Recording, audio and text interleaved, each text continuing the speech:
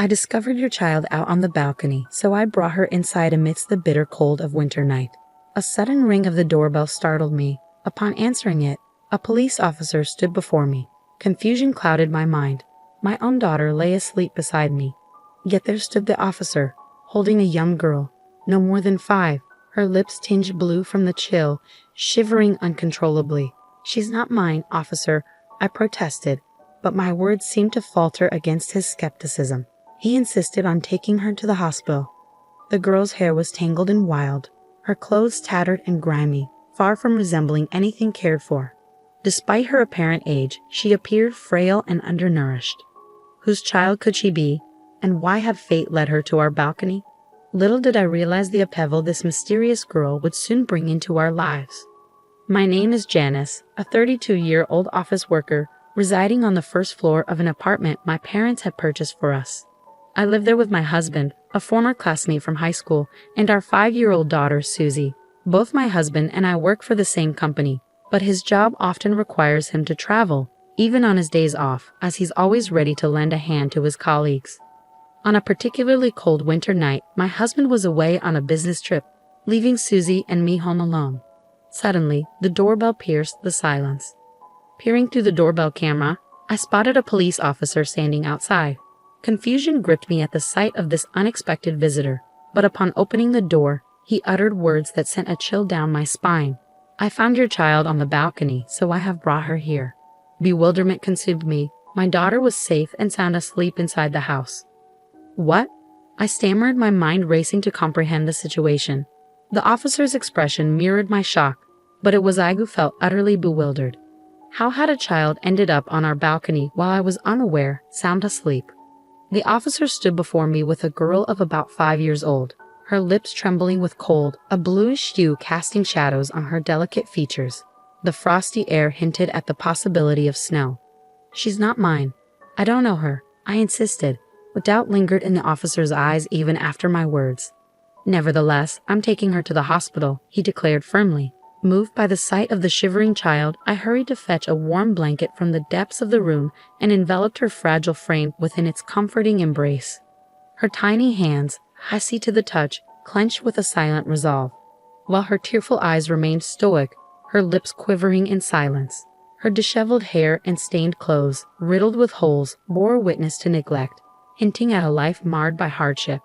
She appeared painfully thin and unnaturally pale, evoking a wave of compassion within me. Who was she? And what cruel twist of fate had led her to our balcony? The questions weighed heavily on my mind, each one accompanied by a pang of empathy for a child of the same age as my own daughter, enduring such suffering. Sleep eluded me that night, consumed by worry for the mysterious girl's well-being. A warning rang out, prompting a call from my husband. "Anything out of the ordinary while I was away?" he inquired. "Actually, yes. There was a peculiar incident involving a young girl on our balcony. The police intervened and took her to the hospital," I replied, taken aback by the unexpected turn of events. "Why didn't you look after her yourself?" he questioned, his tone edged with surprise. "What? She was a stranger. What could I do?" I defended, feeling the weight of his accusation. "But you're a mother too. You could have offered her comfort instead of involving the police," he countered sharply. Confusion clouded my thoughts as his sudden anger caught me off guard. How did he know the girl's age? We hadn't discussed such details. Seeking clarification, I pressed him for answers, but his response lacked coherence. "Actually, she's the daughter of an acquaintance. Her mother is absent, and I felt compelled to help," he admitted, his tone softer now, tinged with remorse. "But yesterday, you seemed intent on taking care of her," I protested, struggling to make sense of his conflicting actions. "Wait, you weren't on a business trip," I exclaimed, my disbelief mounting with each revelation. "You need to explain everything clearly," I demanded, my frustration simmering beneath the surface. Though he offered apologies, I struggled to reconcile his actions with leaving a vulnerable child unattended on our balcony, exposed to the merciless cold. Even if he had dressed her warmly, the risk of harm loomed ominously. "So what's going on? Where are you?" My husband's voice crackled through the phone, claiming he was in the midst of searching for the girl's mother. Yet, a sense of unease gnawed at me. His words felt evasive, as if concealing something deeper. Upon his return from his business trip, he offered vague explanations, retrieved the girl from the police, and unsettlingly left her in my care. Did you locate her mother and her father? I probed, seeking clarity amidst the murky waters of uncertainty. Not yet. As for her father, I'm not sure, he mumbled, his responses lacking conviction. And this acquaintance you mentioned? I pressed, desperation creeping into my voice. Just someone I know casually. Let's leave it at that. I'll be heading out on another business trip soon, he deflected, his words failing to assuage my growing apprehension. Wait a minute, what about the girl? I implored, but my husband brushed aside my concerns, departing without a backward glance, leaving the girl behind in his wake. A sense of foreboding gripped me, propelling me to delve into his belongings, where I stumbled upon something concealed within the inner pocket of his suit. Shock coursed through me as I absorbed its contents, prompting an urgent call to my husband, yet my efforts to reach him proved futile. In the midst of my turmoil, I suddenly became aware of Susie and the little girl, their eyes filled with trepidation as they gazed up at me, waiting for answers. What's your name? I asked gently, sensing Ashley's nervousness as she responded in a timid voice, revealing she was the same age as my daughter, 5 years old. A warm smile graced my lips, but to my surprise, Ashley's initial shock melted into cheerful laughter, her small frame shaking with mirth as she clutched her grumbling stomach. Feeling hungry, huh? I inquired, receiving an eager nod in response. With quick hands, I prepared Hawaiian plate lunches for both my daughter and Ashley, their curious eyes fixed on the unfamiliar meal. Without hesitation, they dove in, their enthusiasm mirrored in the speed at which they devoured the food, leaving their faces adorned with streaks of sauce. As I reached for a tissue to wipe Ashley's face, she recoiled, hands flying to her head in a protective gesture that sent a shiver down my spine, unsettling me in its abruptness. It's okay, sweetie. I'm just going to clean your mouth, I murmured gently, watching relief wash over Ashley's face as she turned toward me. With a soft touch, I wiped away the sauce, prompting her to resume eating her Hawaiian plate with newfound comfort. Once her meal was finished, her expression radiated contentment, signaling it was time to address Ashley's unkempt state. As I began to undress her for a quick shower, a sharp gasp escaped me at the sight before me. What's this? I exclaimed, dismay flooding my heart as I beheld the myriad bruises adorning her delicate skin, each one a silent testament to past pain. Struggling to maintain composure, I led Ashley cheerfully to the bathroom, determined to provide her with the care she deserved. But as I attempted to wash her body, Ashley's words caught me off guard.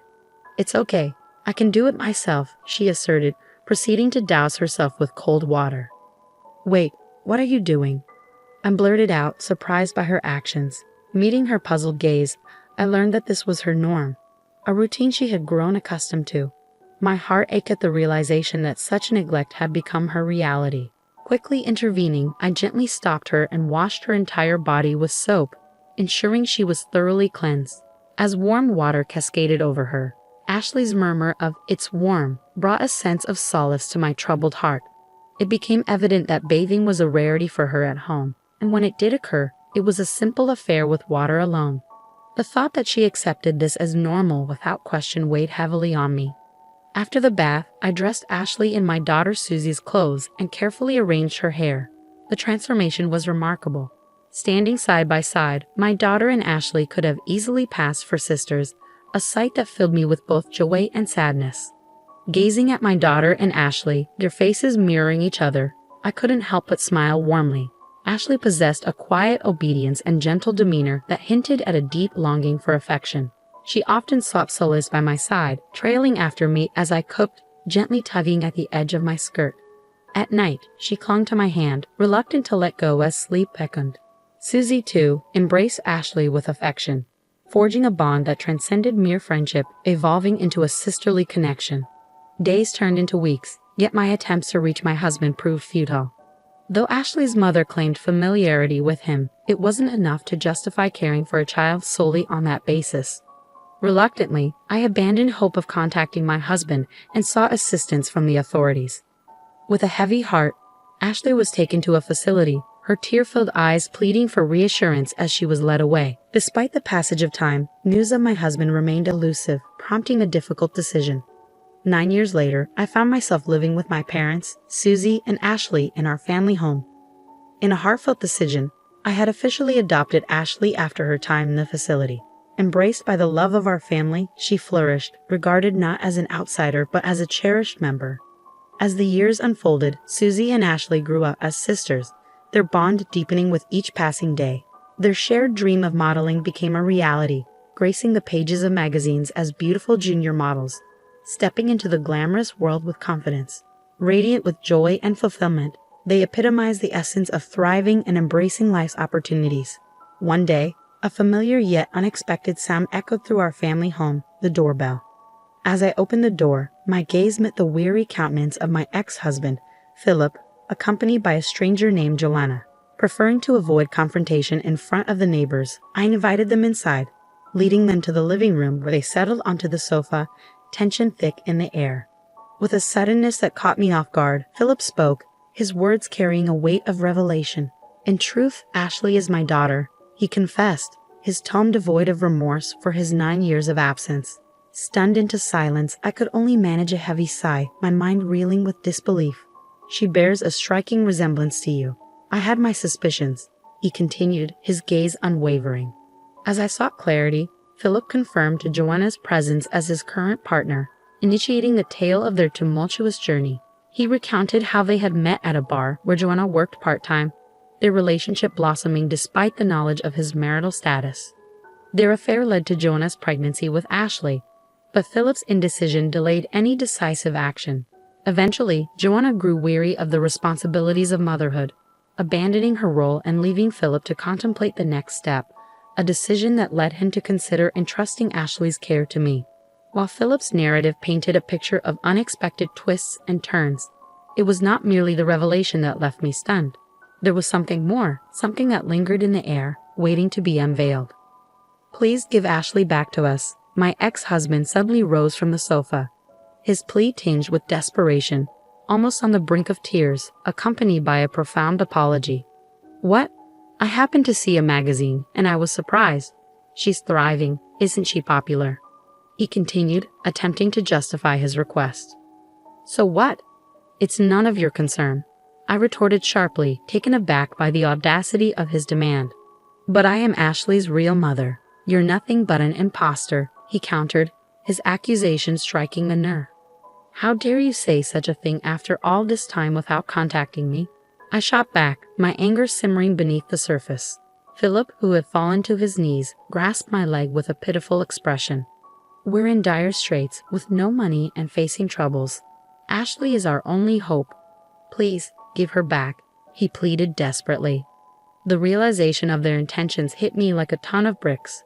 "You intend to exploit her for your own gain," I accused, my voice laced with disdain. "Absolutely not.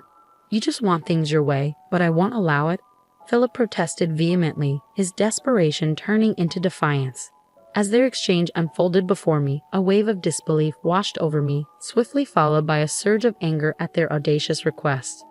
I refused to have any further dealings with these people, not even for a moment. I declared firmly, my resolve unyielding. "And I have more news for you, Philip. Our marriage is officially over," I continued, delivering the final blow. "What?" Philip's shock reverberated through the room. 3 years after your disappearance, I pursued legal action and obtained a divorce," I explained, my tone unwavering. Before Philip could react, the distant sound of a police car drew closer. My parents, witnessing Joanna's aggressive behavior, had alerted the authorities. "The police are here now, so I advise you not to return to this house," I warned sternly, bracing myself for any further confrontation. In a desperate attempt to salvage the situation, Philip resorted to pleading, even offering to relinquish custody of Ashley in exchange for financial assistance. It was a pitiful display, one that only confirmed my decision to sever ties with him for good. As the police intervened and escorted Philip and Joanna away, I resolved to ensure Philip fulfilled his obligations of alimony and child support. Cut off from friends and family, they would likely continue to face hardships. Despite the chaos and upheaval, the once frightened little girl had blossomed into a remarkable young woman. With her by my side, along with the unwavering support of my parents, I looked toward the future with renewed optimism, embracing the dreams that lay ahead.